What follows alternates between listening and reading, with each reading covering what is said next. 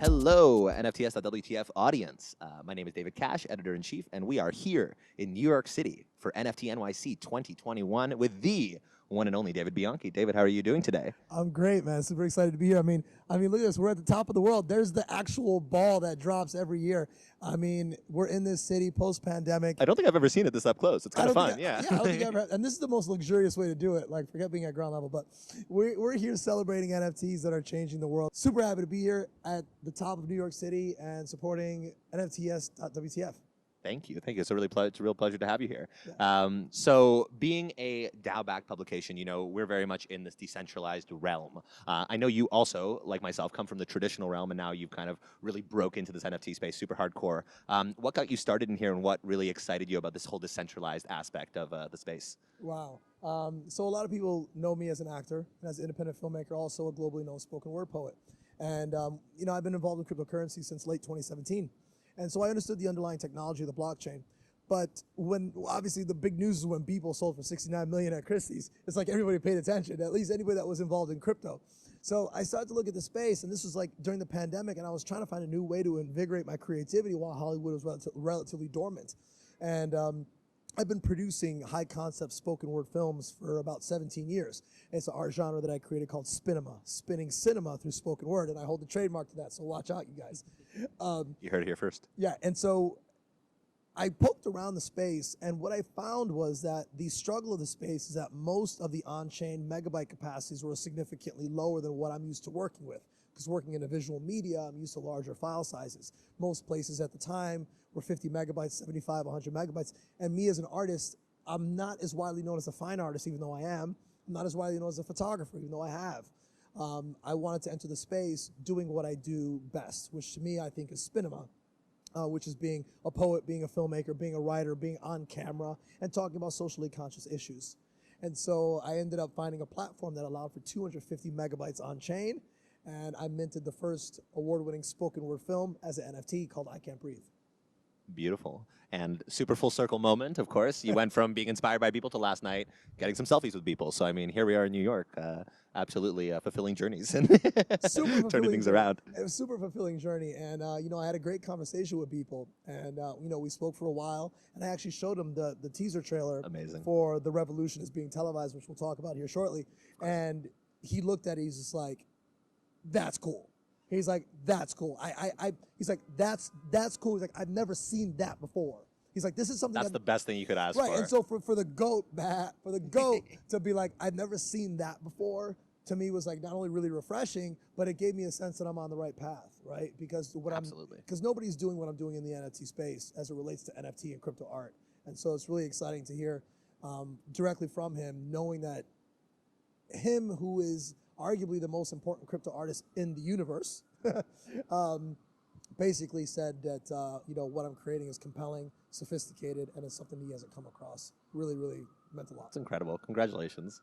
And I want to talk a lot about your upcoming collection and about a lot of things going on here in New York that you're launching. But first, being that you came from an acting background, but you also are so multidisciplinary, being that you're so multidisciplinary and have been for so long, what excites you about this space? Because I feel like finally us multidisciplinarians have a place to exist where you can be an actor and a filmmaker and a producer and to be taken seriously for it and sell that work for a lot of money. So tell us about that journey and how you've been able to be your true self, I suppose, thanks to NFTs and thanks to the space. I mean, isn't it exciting to be an artist and be taken seriously? Right. I mean, what a novel idea, right?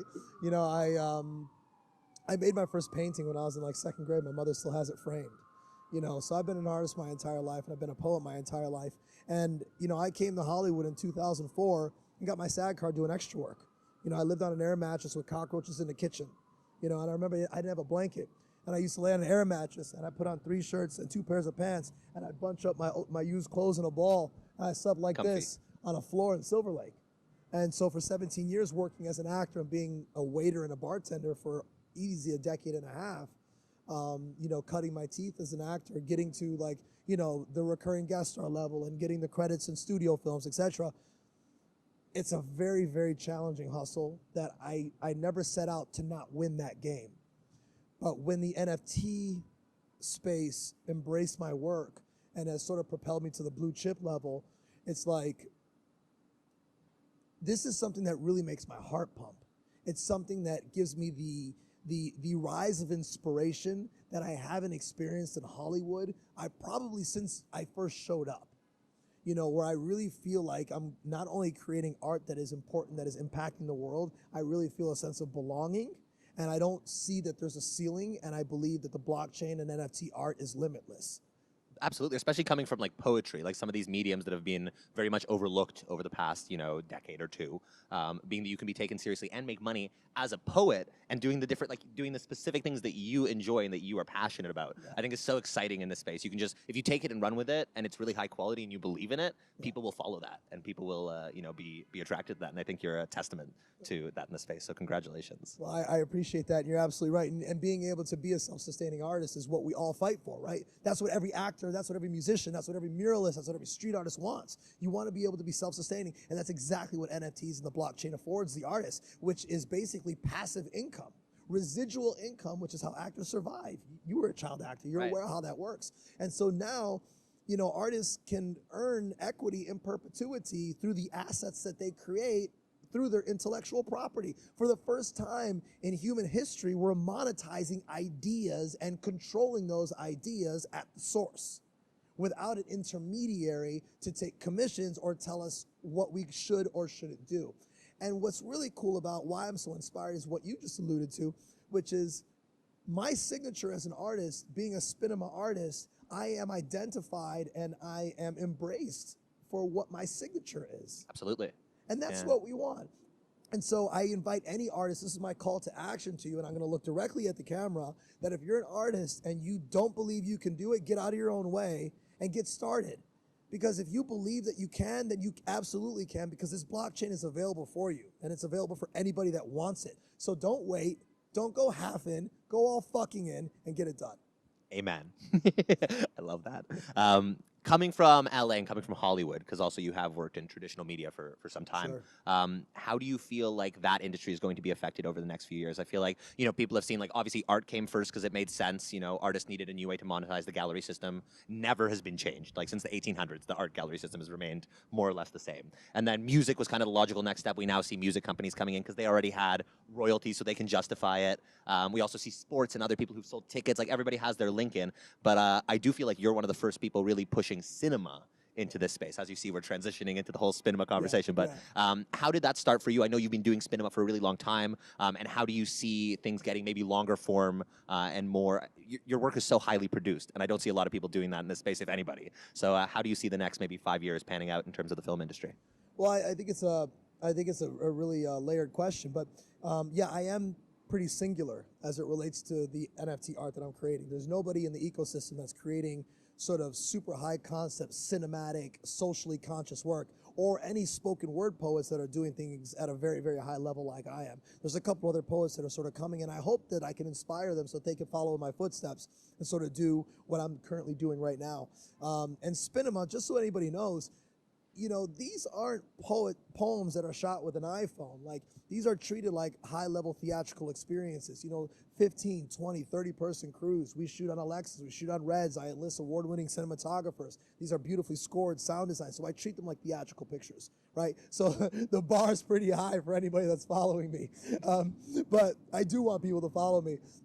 But, you know, to get to your question about cinema and me sort of penetrating the NFT space with cinema, for lack of a sexual metaphor, it's something that is terrifying, but also really exhilarating, right? I said this on Twitter the other day, that trailblazing is terrifying and it's really, really hard. But it's not anyone's perceptions by which I identify, right? I have to do what my heart tells me to do and forge through and create a path. And I'm happy to take that role and that responsibility, because I know that intrinsically I'm built for it. And, you know, we really connected, you and I, on Break the Bars, which is my last Spinema drop, which was on Maker's Place. And that piece was the first ever film to have a red carpet premiere in all of the metaverse in Decentraland. We had almost 2,000 people attend with POAPs. And it is currently a solo exhibit at the Maker's Place Gallery in Decentraland in the Voltaire District.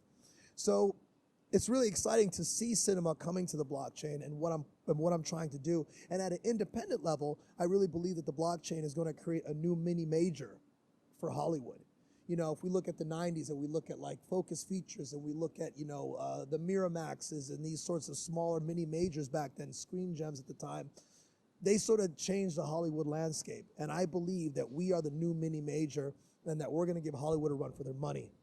As the technology evolves and we have higher capacities on chain, that's only going to open up the doors for more opportunity for people like us and you to come in as filmmakers. Once we can get, you know, a gigabyte on chain, and I believe that that day is coming soon, there is going to be a day where cinema is going to explode from an NFT art perspective, but also long form from a fine art perspective, I think is going to be king. White glove collectors, I believe, will find more value in long form NFTs than they will in a static image or short form NFTs. And I think that artists, especially like 4D cinema render artists, 3D cinema render artists, are going to want to be more expansive when they have more megabytes to work with. Yeah, because right now it would take people, you know, days, weeks to export something more than a few seconds long if it's a really high-end 3D image. And I think, you know, coming again from cinema, it's interesting to see the parallel between the evolution of the initial technology, like a video technology, and now the evolution of being able to store that on chain. Because it used to be, you know, films could only be 10 minutes long, 6 minutes long, because the film reel would run out, and they had very limited capacity to edit.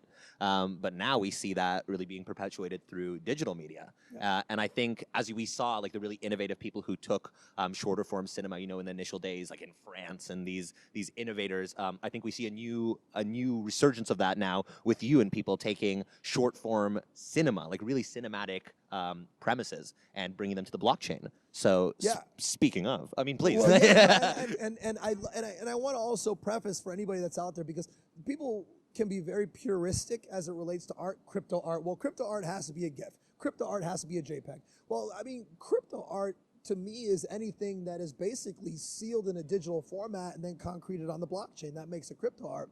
And I believe that cinema, as we know it today, is probably one of the highest forms of digital art, because we're not shooting celluloid. There's nothing analog about the filmic process, right? Yeah, it's purely digital. Everything is purely digital, from how we capture it. I mean, you know, even how we storyboard it nowadays is very not even pencil scratches anymore. It's on some program. Exactly. Yeah. These are all you know, CADs in terms of how we storyboard things sometimes, all the way out to export and delivery. So I think it's one of the highest forms of digital art. So I think that that's really, really important to preface. And as it relates to what I'm doing now, you know, and what we're doing here, celebrating in fucking New York, baby, is a project called The Revolution is being televised. And it's a series that is a series of 6 one-of-one storytelling cinematic NFTs that are now being minted on Super Rare. Number 1 is minted on Super Rare, but the series is continually unfolding. And it's a series that focuses on the Guy Fawkes mask as our central hero that's dealing with social, fiscal, and technological revolutions as we know them today, but sort of circumvented into crypto culture.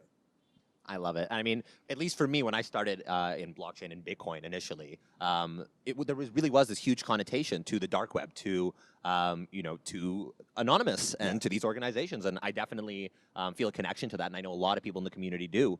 People who've been around for a while. So, how do you feel about bringing that to the future, especially now that we've kind of broken through that trepidatious period where people think, well, a lot of people do still think, but pretty much everybody used to think that Bitcoin and crypto was purely for criminals, and now we've totally done a 360 or a 180 per se, and we're here now, and we can actually, like, you know, talk about that narrative and how we've gotten to this point. So how did that start for you? And tell us a little bit about how the anonymous imagery came about. So I mean, I'll show you some artwork. We'll do a cutaway. You guys do a cutaway.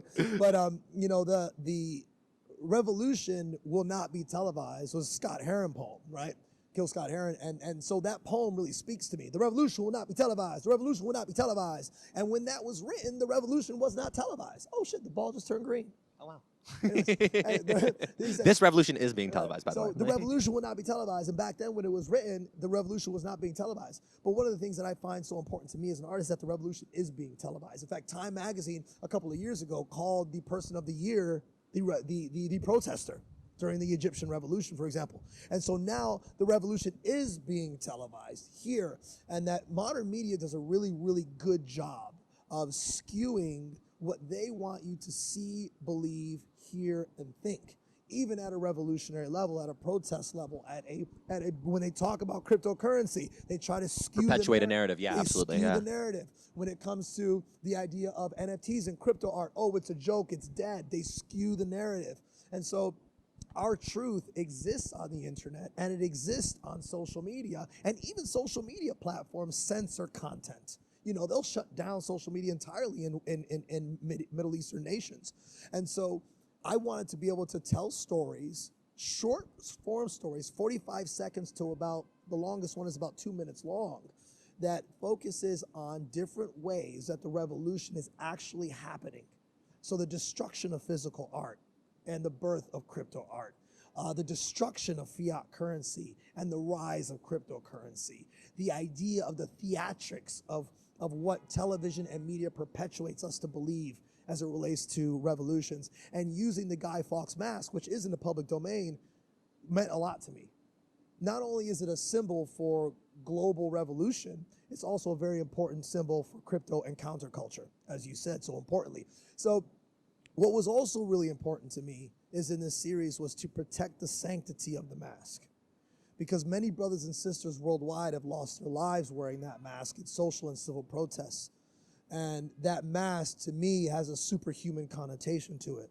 So when I was directing these sequences, it was really important to me that I gave it a very superhero kind of energy, which is harkening back to V for Vendetta, and also, you know, Bad Robot, and all these sorts of interpretations of the anonymous, you know, black Pop culture of this whole, yeah. culture of this whole thing were very, very important influences of mine. There's also elements of pixel art and harkening back, like one sequence, you know, our hero Guy is actually on the camera tracks. He's sitting in front of what looks like an Apple IIe 5.25-inch floppy disk computer, and he's blowing up the banking system on this completely archaic technological format. And the call to action there is that you've got all these conglomerates that have these huge firewalls and these massive IT departments, but they're being singularly brought down by one person in Pakistan.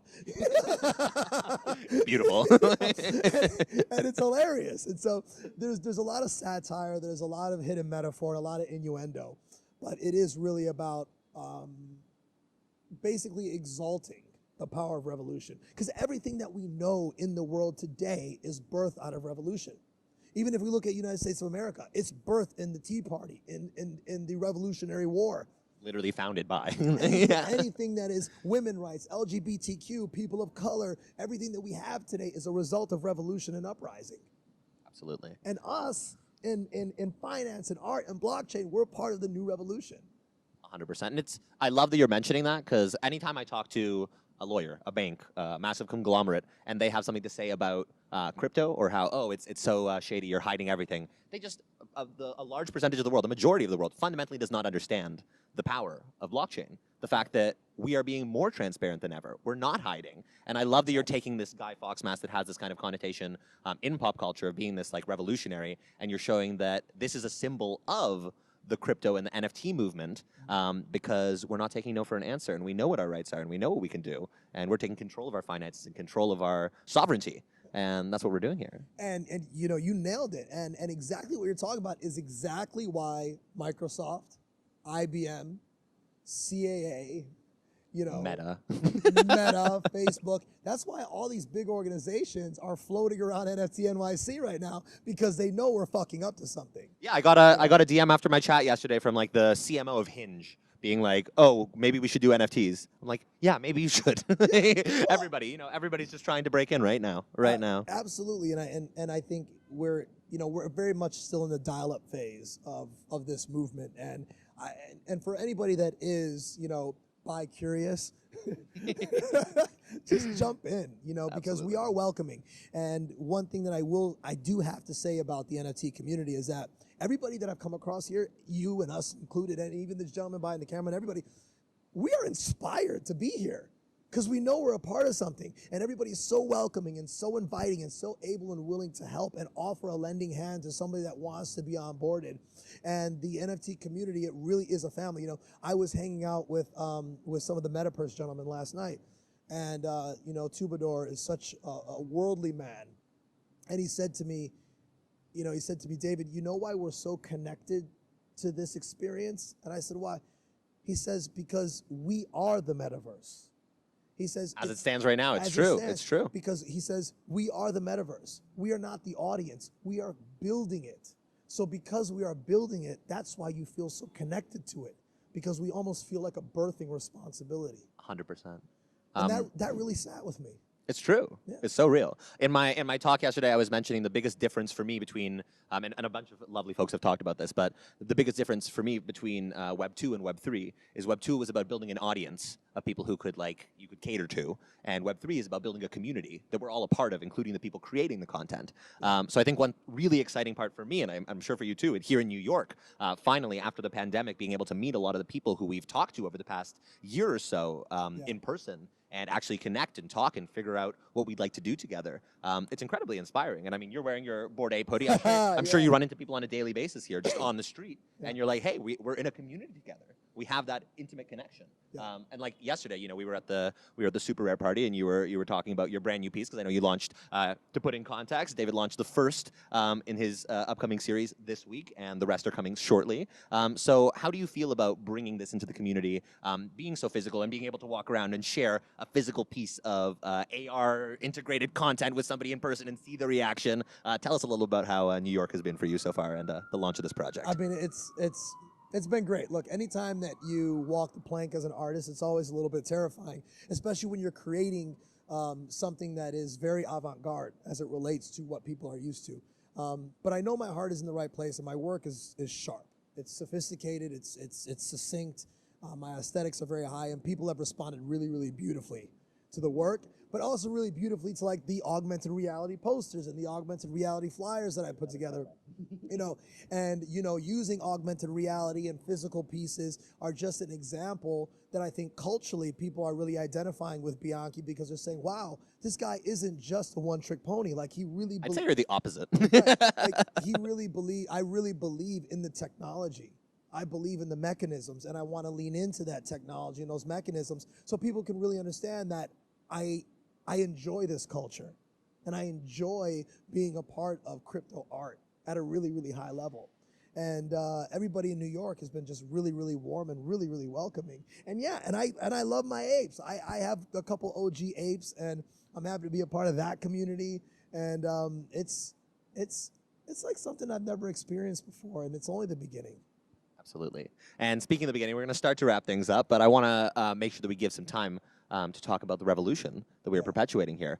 What can people expect from each of the different pieces? Maybe give us a couple teasers of some of the narrative, if you're open to that. Sure. I'm really excited about this collection, and if you haven't seen them, we're probably going to insert some clips, but they look incredible. So I'm really excited for you guys to see it. Tell us a little bit about what people can expect. Sure. Yeah. It's a series of 6. You know, and I'll talk about in the second one, which is called Fiat.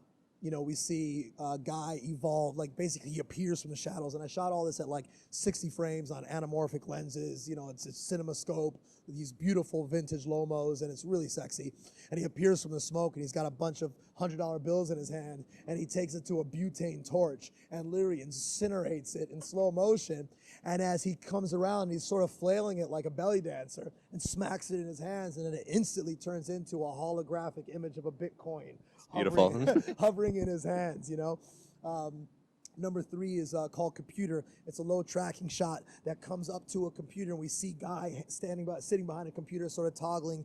Camera comes around, a full Steadicam shot. We reveal this Apple IIe kind of computer, and it's composited a VFX composition of Satoshi Nakamoto's head sort of bobbling back and forth, and then he morphs into a bank. And he hits the key, and when he hits the key, the bank explodes, and then a monkey comes on the screen and goes, you know. So it leads up to a climax, and the climax is a piece called Veritas, which is really, really high concept, and it is essentially my impressionistic reproduction of the revolution that happened in the summer of 2020 during the George Floyd civil rights movement, where it's smoke and it's protest and it's mass and it's fistfights and it's fire and there's chaos.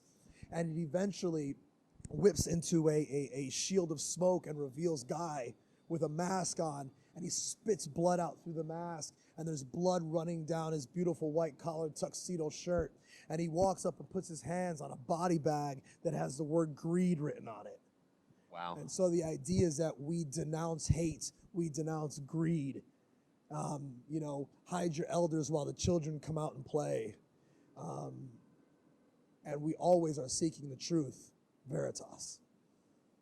It's beautiful. So it's very poetic. Absolutely, and it's not surprising coming from you, but at the same time, like I love that you've brought that into pure cinema, and that you can do that through NFTs. I think it's really incredible. And to speak on that, I'm really excited. There's a really high level collaboration musically that's going to happen on Veritas on the last 5 and 6, and 5 and 6 are going to debut at Art Basel. Amazing. Miami 2021 with Super Rare and Samsung Next at Scope, right? Kelly? At Scope, okay.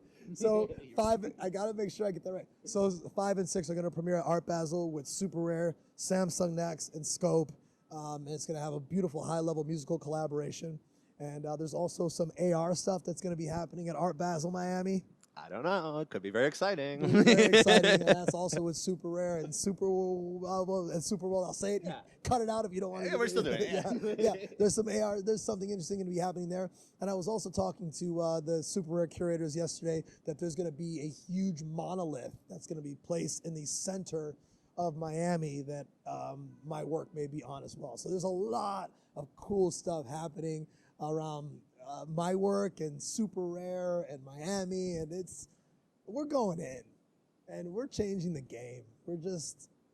I love that you've made this like everybody here talks about a roadmap, but you've made the roadmap part of the release. So you're releasing one here for NFT.NYC, 2 at Art Basel, a few pieces in between. And I mean, to summarize, like fiat, not going to make it, right? Like truth above everything, freedom, you know, beating the patriarchy, like all of these huge ideals of the DeFi community brought in such an artistic way to the blockchain. I'm really impressed. So you absolutely killed it once again, not surprised whatsoever. Thank you. But just to wrap things up on hopefully not a somber note, but just maybe an inspiring note for people watching. I have seen, and I think this is very intentional, throughout your journey here in crypto, every piece that you've done has a purpose. Yeah. And you don't just create art for the sake of creating art. You create art with either a social cause attached or something you genuinely believe in or something you'd like to perpetuate. As you can see, this collection, The Revolution is Being Televised, is obviously a shining example of that. But take us through really briefly how you went from maybe your first release to Break the Bars to where you are now, and what can people expect next, if you want to plug that project that you don't want to talk too much about yet. Yeah, sure. I mean, as I mentioned earlier, I entered the space with the first ever spoken word film, Spinema Film, as an NFT. I then minted my second one, which starred myself and Malcolm Jamal Warner, Grammy-winning poet and Emmy-nominated actor. That also was acquired by Metapurse. My third venture into crypto art was a piece called the Modern Day Minstrel Series, which is a portrait series of myself painted in blackface, using vicious, racist stereotypes against myself to uncover and educate people on the racist history of the minstrel show in America and how it relates to inequality and entertainment as we know it today. I did that because I wanted to create a divergence away from cinema to sort of like open up my work to other collectors that weren't necessarily looking at this sort of like edgy, offbeat work that I was creating. That has now led me to where we are now with The Revolution. The Revolution is being televised. I do have a big project coming up for the top of 2022, which is going to be a big Spinema project.